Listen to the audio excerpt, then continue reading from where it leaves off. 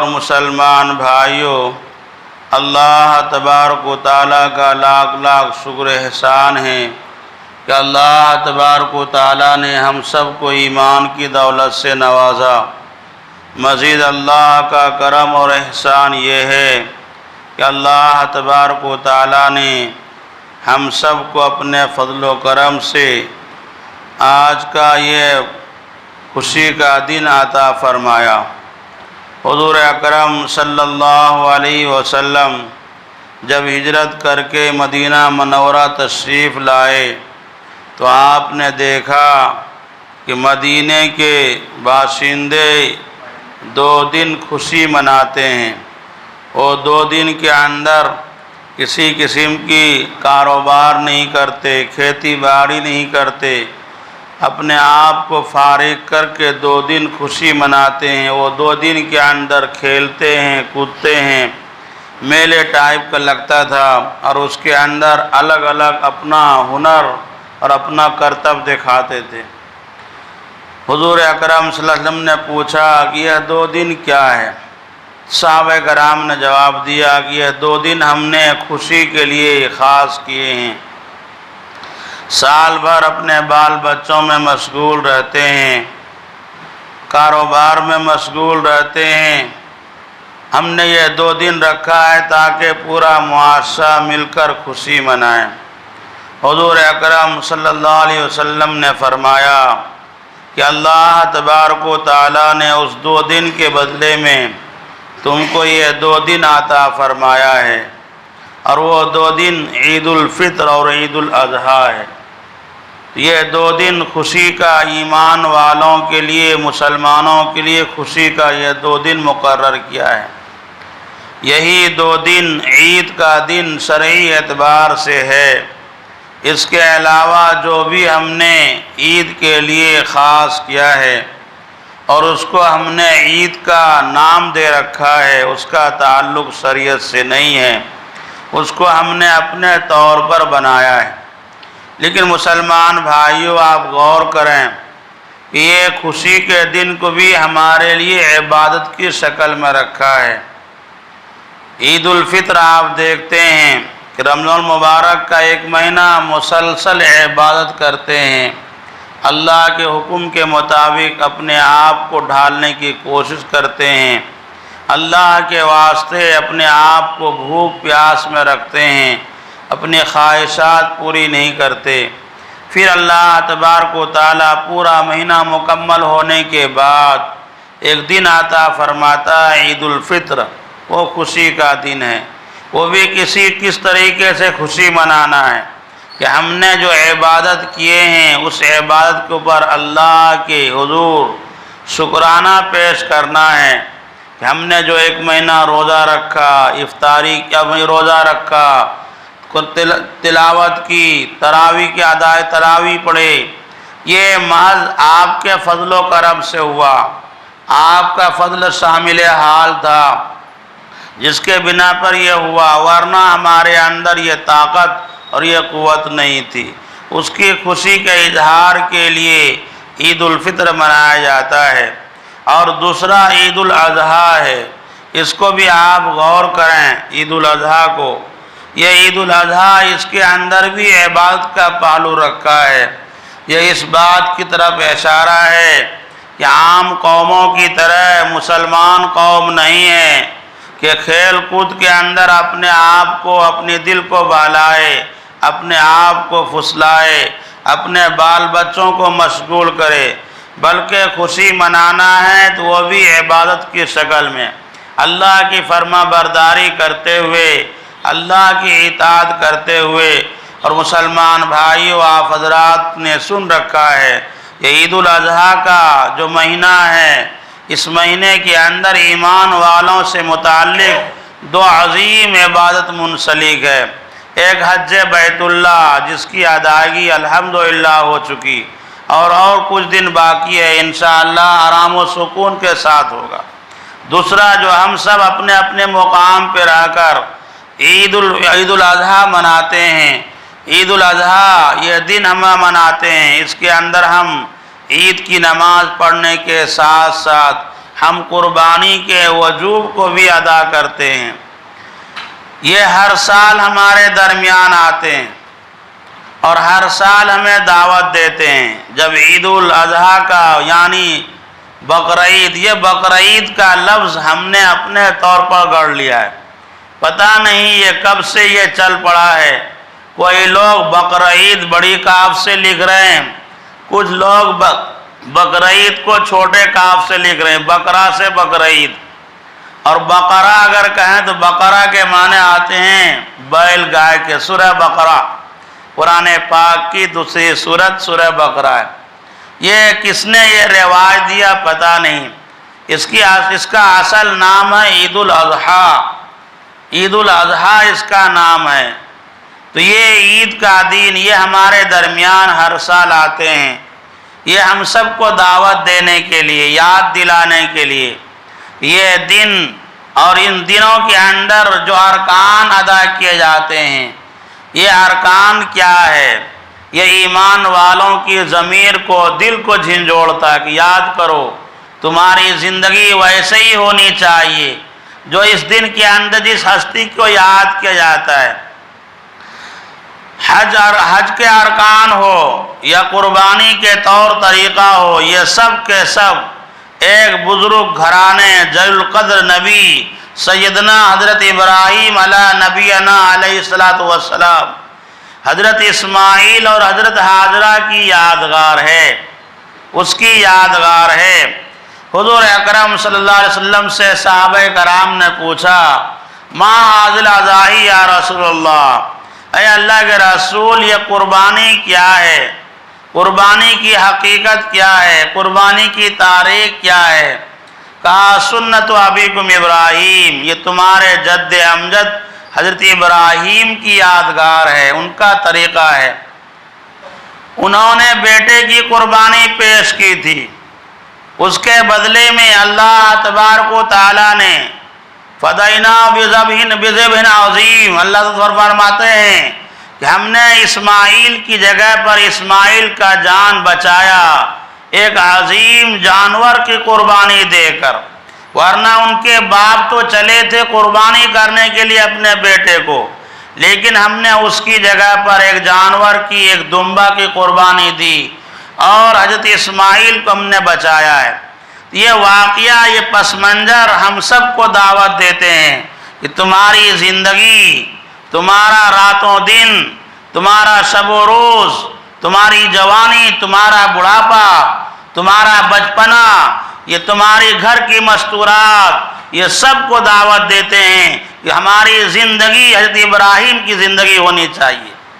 ہمارے لیے اسوہ ہے حضرت ابراہیم کی زندگی میں۔ قرآن پاک کے اندر فرمایا لَقَدْ كَانَتْ لَكُمْ أُسْوَةٌ حَسَنَةٌ فِي إِبْرَاهِيمَ وَالَّذِينَ مَعَهُ، کہ تمہارے لیے حضرت ابراہیم کی اور ان کے ساتھ ایمان لانے والے، ان کے اہلیہ محترمہ، ان کے فرزند، ان کے بھتیجے، ان کے زندگی کے اندر تمہارے لیے بہترین نمونہ ہے۔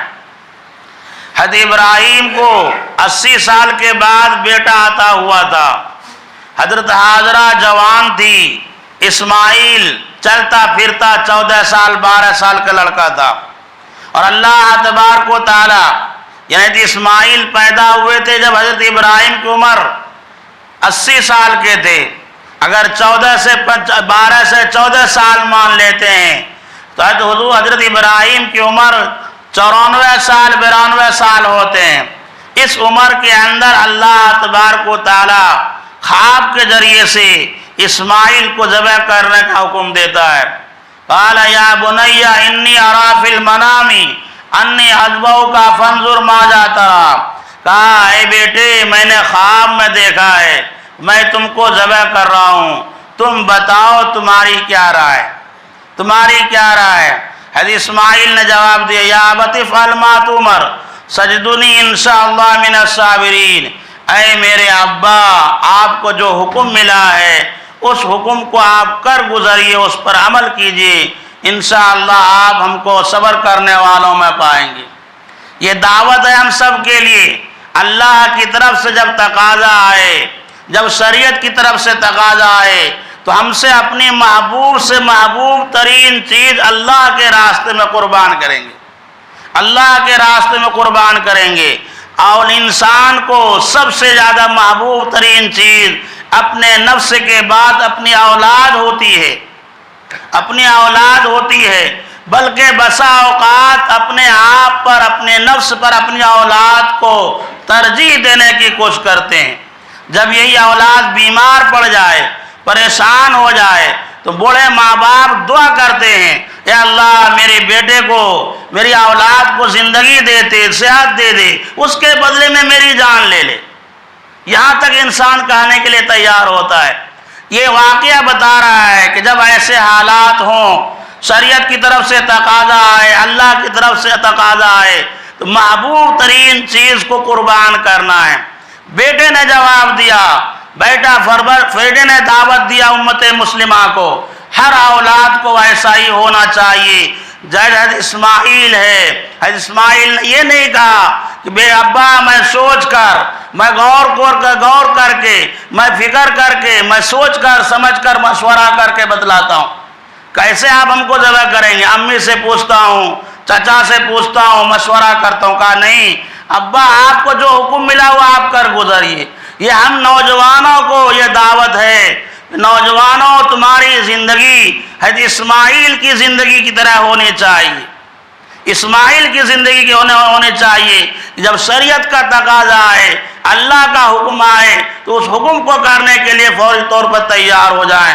بہت افسوس کے ساتھ کہنا پڑتا ہے کہ بہت سارے محروم القسمت والدین ہیں جن کے اولاد نیک کام کرنا چاہتے ہیں، نیکی کے راستے میں اپنے آپ کو لگانا چاہتے ہیں، لیکن ان کے والدین ان کے لیے آڑے بنتے ہیں۔ اولاد، بچے، بیٹا اسرا 10 دن کے لیے، 40 دن کے لیے اور ایک چلہ کے لیے جماعت میں جانا چاہتا ہے، والدین رکاوٹ بنتی ہے۔ اولاد کسی تحریک سے، اسلامی تحریک سے جڑنا چاہتا ہے، وہ قرآن کی مجلس میں، حدیث کی مجلس میں بیٹھنا چاہتا ہے، علماء کی صحبت اختیار کرنا چاہتا ہے، یہ والدین، یہ باپ اس کے لیے رکاوٹ بنتا ہے۔ نہیں، اس کی ضرورت نہیں ہے۔ اس سے زیادہ محرومی کی بات اور کیا ہوگی کہ اولاد نیکی کے راستے پہ چلنا چاہتا ہے، ماں باپ ان کے لیے رکاوٹ بنتے۔ یہ دعوت ہے ہم سب کو، یہ دعوت ہے ہم سب کو کہ تمہاری زندگی ابراہیم کی زندگی کی طرح ہونی چاہیے۔ وہ والدہ کیسی تھی؟ جب شیطان آیا اور ان کے سامنے رکھی بات کہ دیکھو تمہارے بیٹے کو ذبح کرنے کے لیے لے جا رہے ہیں۔ کہا کیسی بات کرتے ہو؟ آج تک ایسا ہوا ہے کیا کہ باپ اپنے بیٹے کو ذبح کرے؟ ایسا نہیں ہو سکتا۔ کہا وہ یہ کہتا ہے کہ اللہ کا یہی حکم ہے۔ کہا جب میرے رب کا حکم ہے میں کیا کرنا؟ میرے خلیل کو جب اللہ تعالیٰ نے آگ سے بچایا ہے، اسی طریقے سے ہر معاذ پر کامیاب کرے گا، ہمیں کسی کی ضرورت نہیں ہے۔ یہ حضرت اسماعیل کی والدہ کا پیغام ہے امت مسلمہ کے لیے، امت مسلمہ کی ماں بہنوں کے لیے کہ ہماری زندگی ایسی ہونی چاہیے۔ آگے بڑھا، اس کے بعد رکاوٹیں آئی، شیطان حائل ہوئے۔ حضرت ابراہیم کو حکم ہوا کنکڑی مارو، کنکڑی مار کر ہلاک و برباد کرو، ان کو ہٹاؤ راستے سے۔